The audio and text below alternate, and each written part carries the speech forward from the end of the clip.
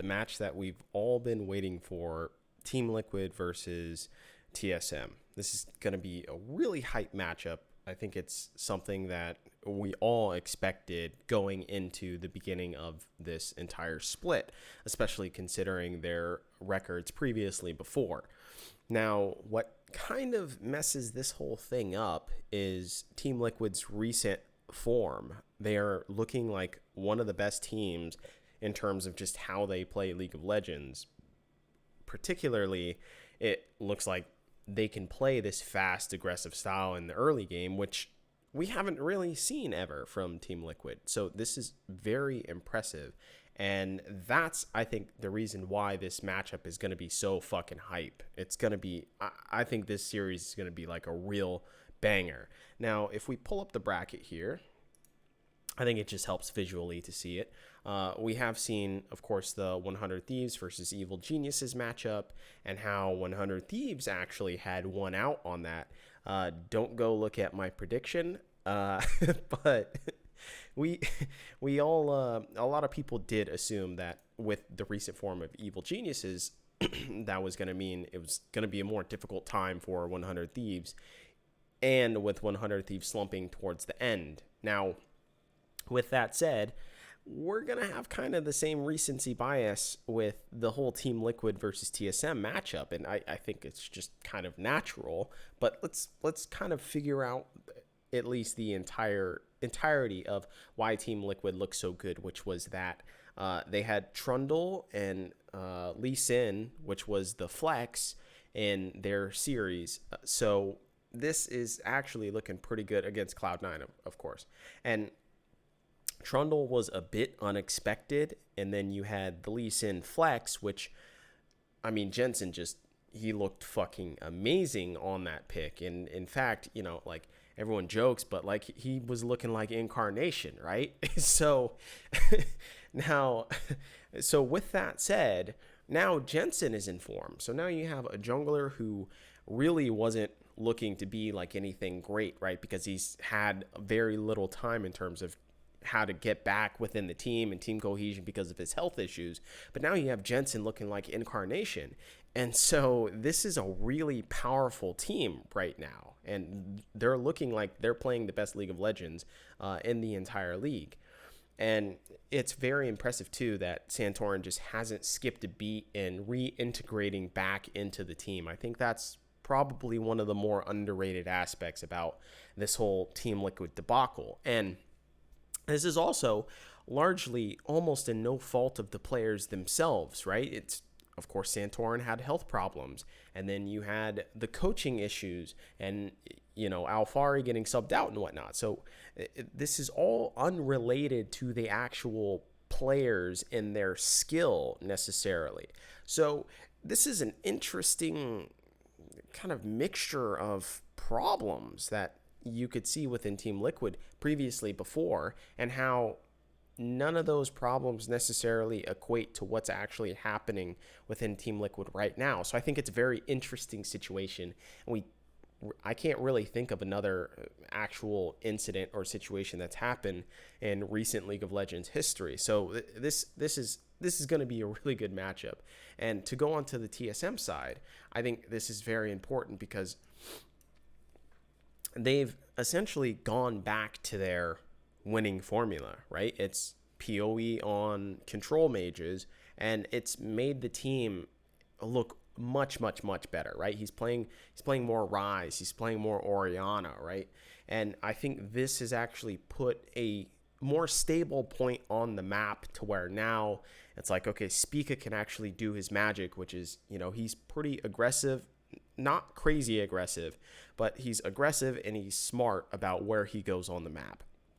So, and ironically, it's funny too, because Spica, I think he's like the first TSM member ever to be the best player at the jungle position, which is pretty impressive when you think about the grand scheme of TSM's history and shit, right? So very impressive. I'm really impressed by just how he's able to carry a lot of the games, which is something that you don't say a lot with TSM junglers, right? So this is like a new revolution for the TSM.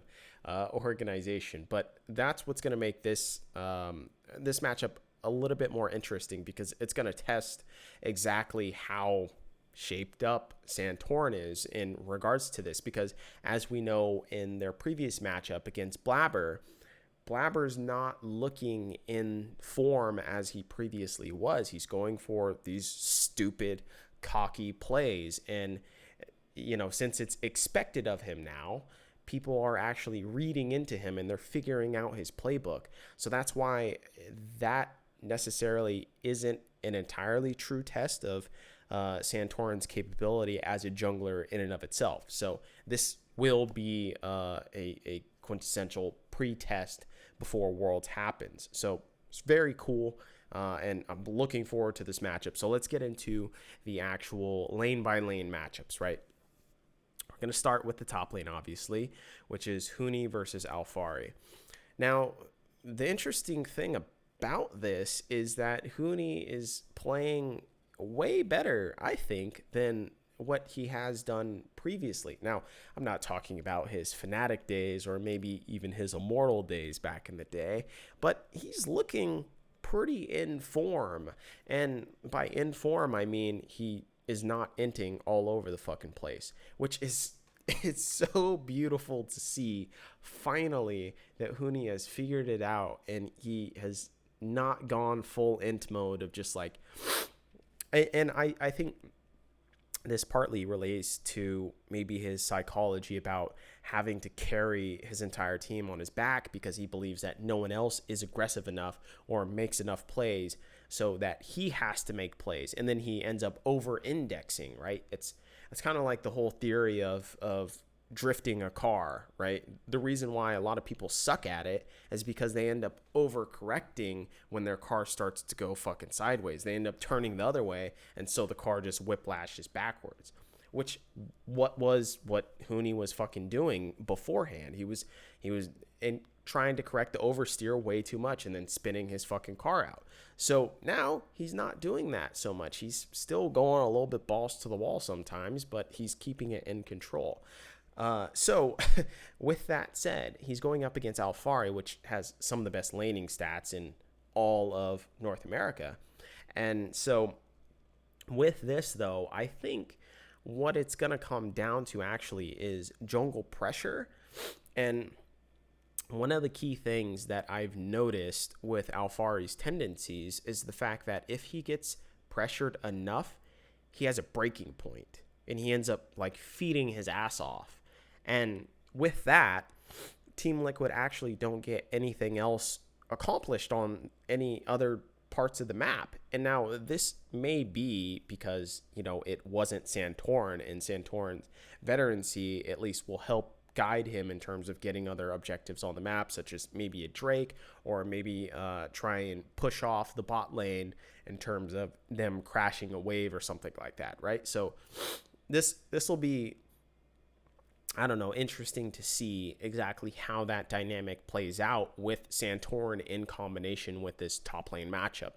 But I think that I would actually give this over into Huni only because of Spica and his ability to kind of try and snowball the top lane or help out mid lane as well too. But in isolation, I would actually give this to Alfari. I just think he's a better laner in general, and he doesn't go for risk-esque plays of just like a 40-60.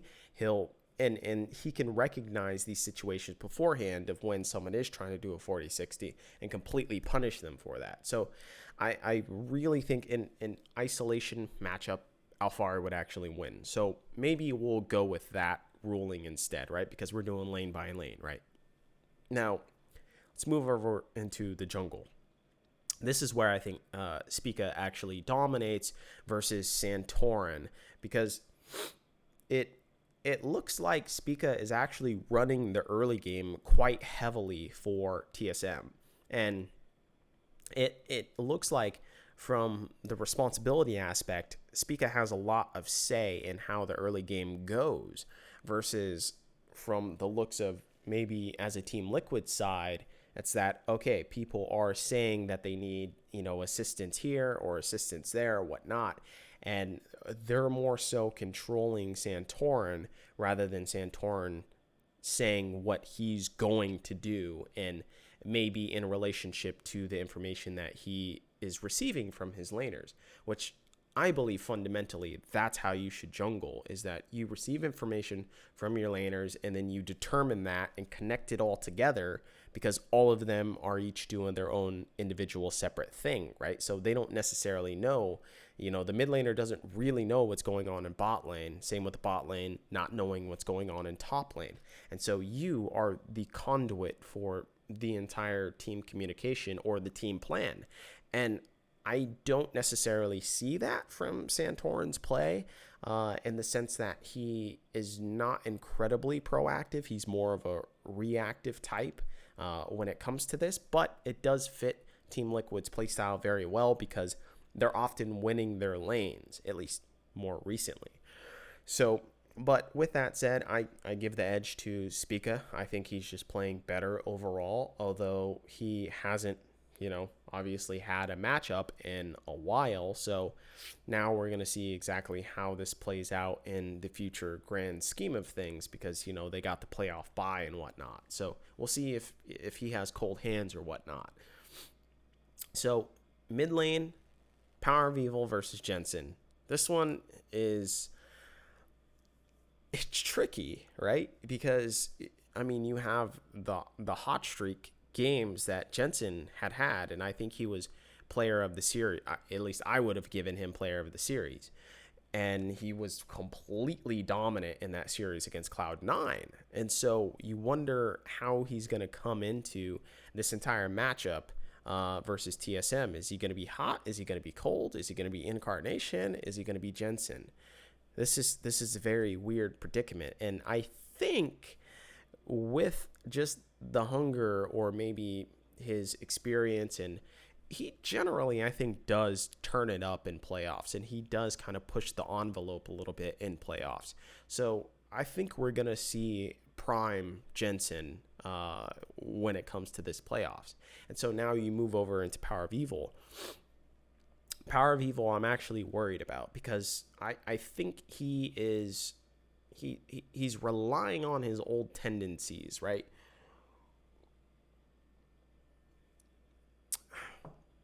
So, and by relying on his old tendencies, I mean he is obviously going back into his more restricted champion pool of control mages, right? Of, like Syndra, Ryze, Orianna, Cassiopeia. And so he's going back into that wheelhouse. And although that actually does happen to be somewhat more meta now than the fringe picks of what was once before, of like, fucking a set mid or a Lee Sin mid. This is working into his favor, but once you start to pressure his champion pool, I think that's where it kind of breaks down a little bit for TSM. So in that regard, even if Jensen doesn't play, to the level that he was playing within the Cloud9 series, I think if he plays even slightly below that, it's still going to be good enough because of just the limitation of Power of Evil's champion pool and how that's going to impact the rest of his team when it comes to the draft. So I'd actually edge this over to Jensen just slightly. But if it's Incarnation that shows up, obviously it's going to be way more heavily favored for Jensen. So now let's go to the bot lane. Obviously they're attached to the hip, right? So I'm not going to fucking do ADC and support separately. So it's Lost and Sword Art versus Tactical and Core JJ. So I think realistically, both of these bot lanes have a weakness in it, but they're opposite weaknesses. I think Sword Art he's not playing very well. I don't think he's played well this entire split. And then you have Tactical, who is not playing well, and I don't think he's played well this entire split. So you have these polar opposites of the ADC for Team Liquid and the support for TSM not playing up to the degree that they should be playing towards. Versus Core JJ, was looking actually really good against that series in Cloud9, to where he had something crazy, like he hadn't even spent a minute in bot lane before like 12 minutes or 15 minutes or some shit, which is just fucking insane. Same with Vulcan. And so like that's insane when you, and like it, I think they set the record for that too, that no one had ever done that before ever. And so but with that said, that's the thing that Core JJ thought, that's how they needed to win the fucking game, was play away from bot lane. And so that kind of tells you a whole lot in maybe the advantage that Team Liquid's bot lane can actually gain through playing the lane phase out traditionally, because I don't think they have much faith in tactical, and rightly so. He's fucked up a lot. Now, you go over into Lost in Sword Art, and it's just like Sword Art, he's not really doing effective roams a lot. He's not being lane dominant at all. So you're not really getting the best of either worlds, in fact. And Lost, I think Lost is playing pretty decently. I don't think he's shitting the bed necessarily, and he is more so playing like the more conservative style, I would say, than what he traditionally plays, which is just like all up in your face all the time, whatsoever, because he has Spica to already do that. He has Huni to already do that. So why would you need to play that style anyways? Which is why I think he's flown under the radar when it comes to, the talk of who are the best ADCs within the league. He's changed his play style somewhat significantly in order to fit in with this team itself. And I think that's very cool. But with that said, I actually think these two bot lanes are very even. If anything, I would edge it out more towards Team Liquid, only because of the Core JJ factor. And I think Core JJ's strengths are more significant than Tactical's weaknesses, especially creating early game advantages. So I think that's going to be a factor, but I think generally it's a very neutral bot lane in terms of the impact maybe that they have on the entire team schema, as it were.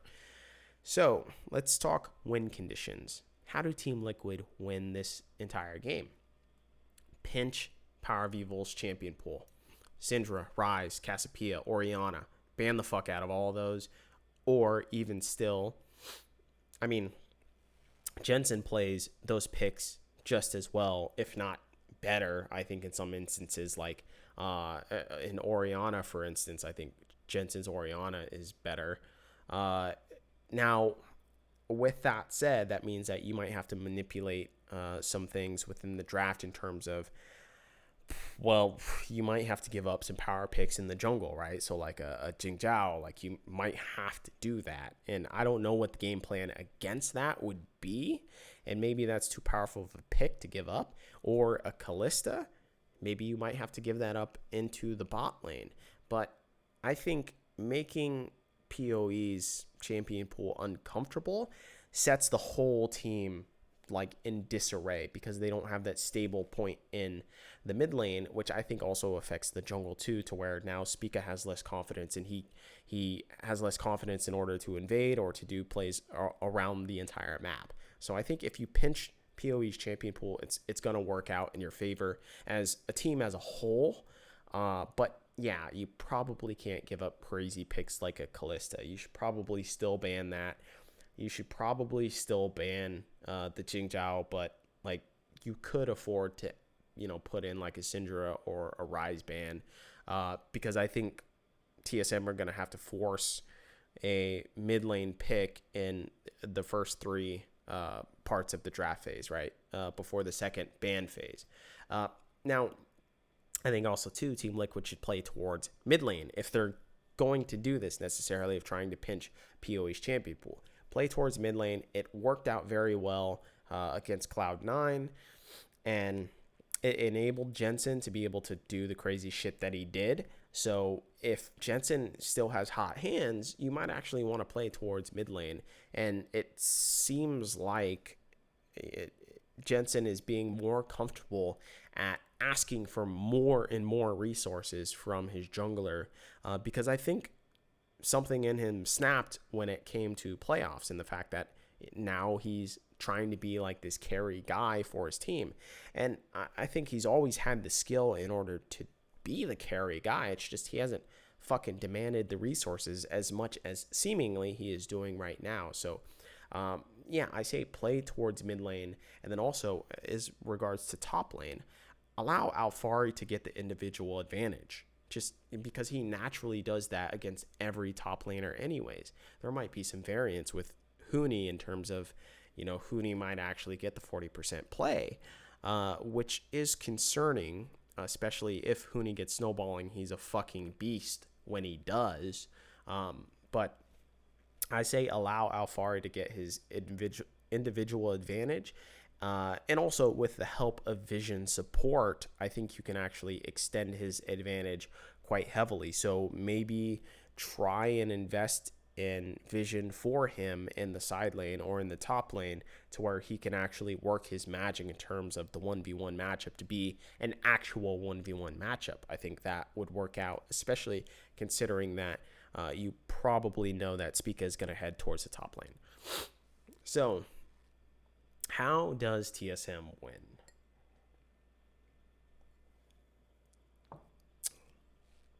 Play towards top side, obviously. Very heavily, in fact, I would say play towards top side, because we saw how fucking bad Alfari played when he's pressured. He plays incredibly bad when he's pressured.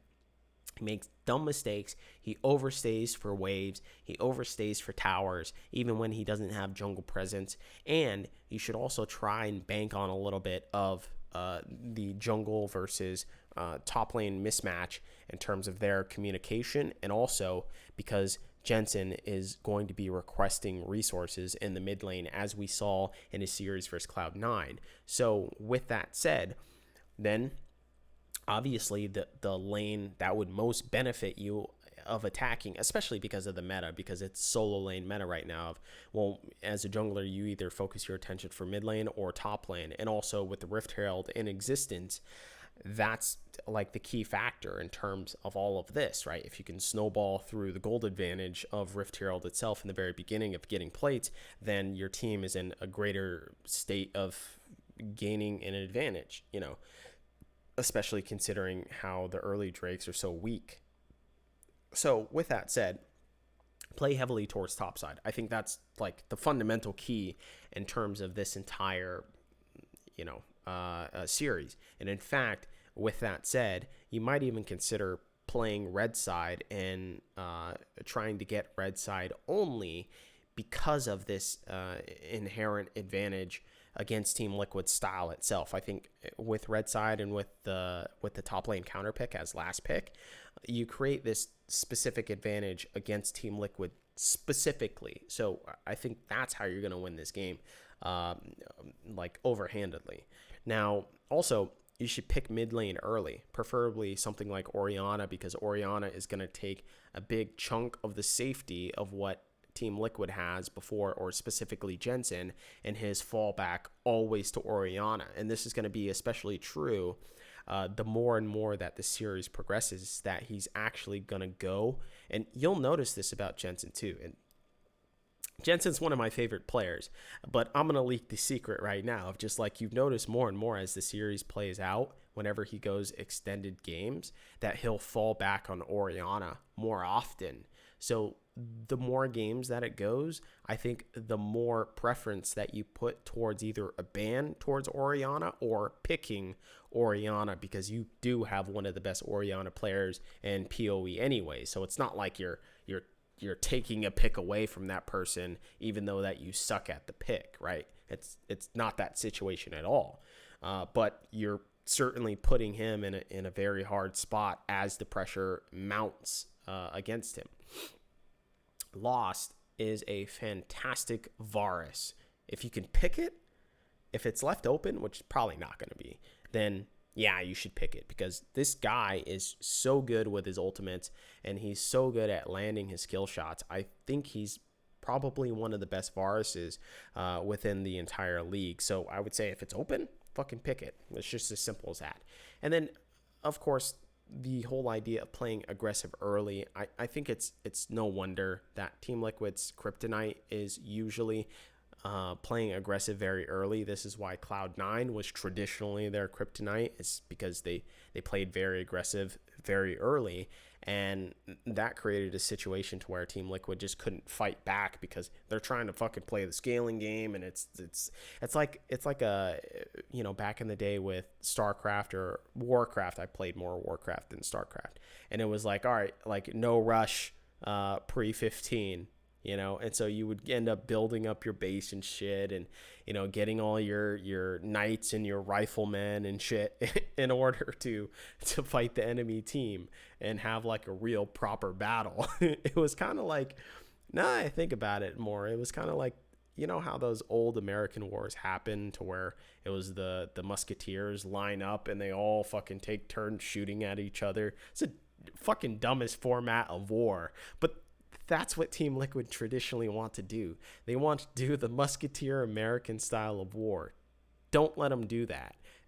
So if TSM can go ahead and prevent that, I think that's only going to be a benefit.